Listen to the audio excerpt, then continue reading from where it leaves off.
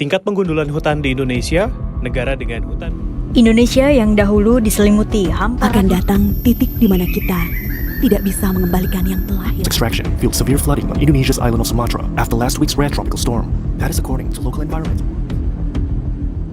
Tahu nggak sih kalian, kalau hutan Indonesia itu sedang sakit?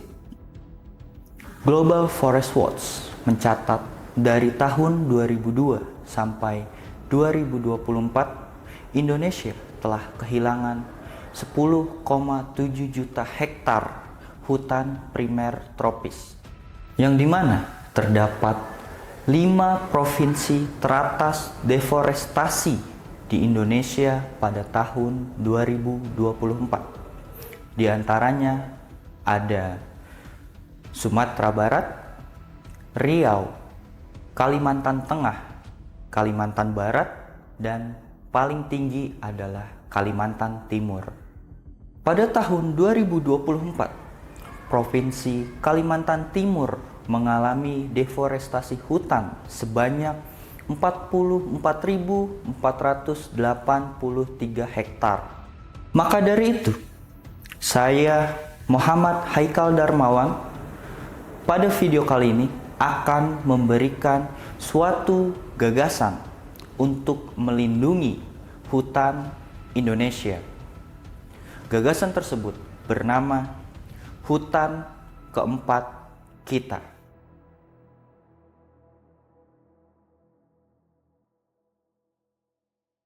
Apa sebenarnya hutan keempat kita itu? Hutan pertama adalah hutan warisan yang diwariskan oleh para pendahulu kita. Dan hutan kedua adalah hutan yang tersisa untuk kita. Hutan ketiga adalah hutan yang rusak. Dan hutan keempat adalah hutan yang akan kita bangun bersama. Indonesia dengan kekayaan hutan tropisnya menghadapi ancaman deforestasi yang terus meningkat setiap tahunnya.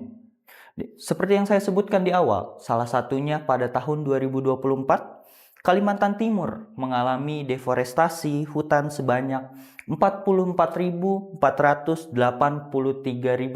hektar. Yang terdampak tidak hanya manusia tentunya, tetapi hewan-hewan di hutan yang kehilangan habitatnya pun terdampak langsung dengan deforestasi ini.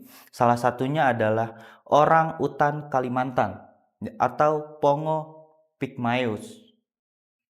Tetapi ada sebuah pernyataan yang mengatakan generasi muda memiliki peran penting dalam menjaga kelestarian hutan. Hal tersebut tidak hanya sekedar pernyataan, hal tersebut didukung oleh sebuah data yang menunjukkan sebanyak 78,5% Gen Z lebih melek terhadap isu lingkungan dibandingkan dengan generasi lainnya. Tujuan SDGs 15 Life on Land memiliki 5 tujuan. Yang pertama ada protect, yang kedua ada restore and promotes sustainable use of terrestrial ecosystems. Yang ketiga ada sustainably manage forest. Yang keempat ada combat desertifications. Dan yang terakhir ada halt and reverse land degradations and halt biodiversity loss. Terdapat 12 target dan 15 indikator pada SDGs 15. Pada intinya, SDGs 15 bertujuan menjaga ekosistem darat dengan menghentikan kerusakan hutan, melindungi keanekaragaman hayati, memulihkan lahan terdegradasi, serta memperkuat kebijakan dan pendanaan konservasi.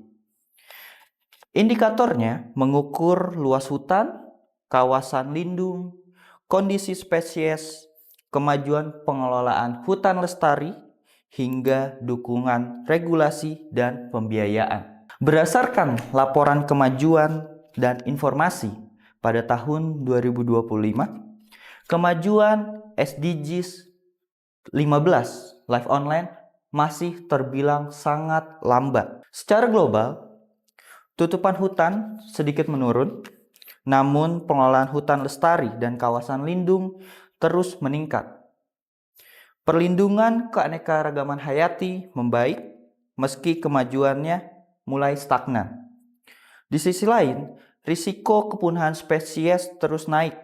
Dukungan kebijakan internasional terkait sumber daya genetik lingkungan ekonomi juga meningkat meski pertumbuhannya melambat. Dan berikut merupakan report keseluruhan SDGs 15 Live Online sejauh ini.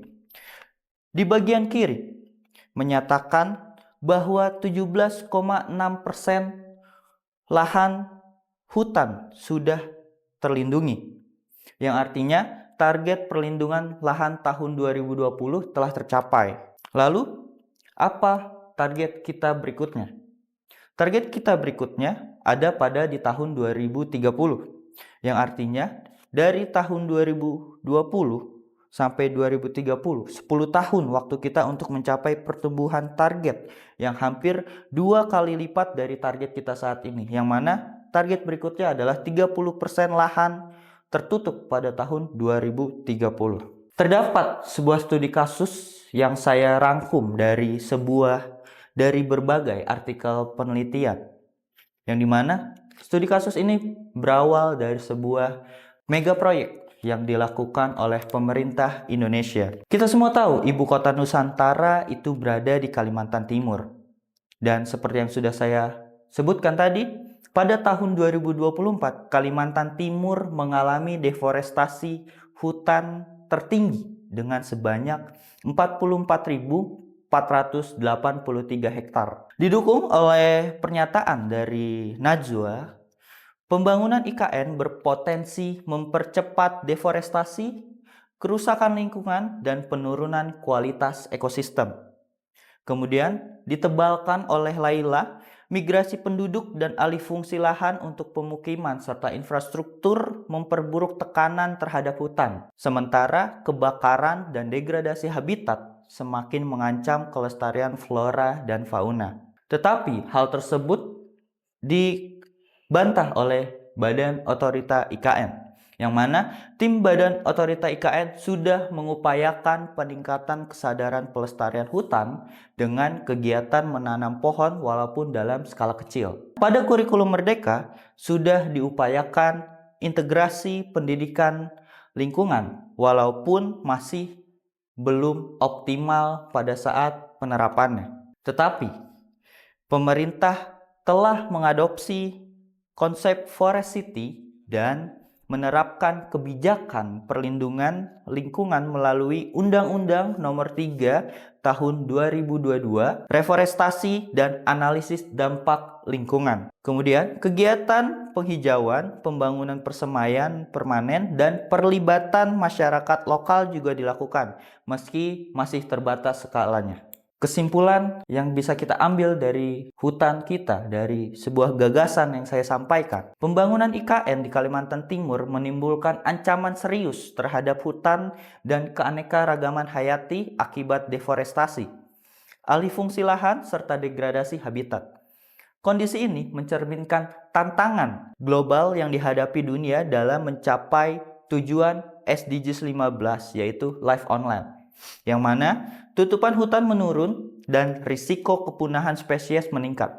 Meski demikian, pemerintah telah berupaya menekan dampaknya melalui penerapan konsep Forest City, program reforestasi, pendidikan lingkungan dalam kurikulum Merdeka, serta kegiatan penghijauan dan pelibatan masyarakat lokal, meski masih dalam skala terbatas.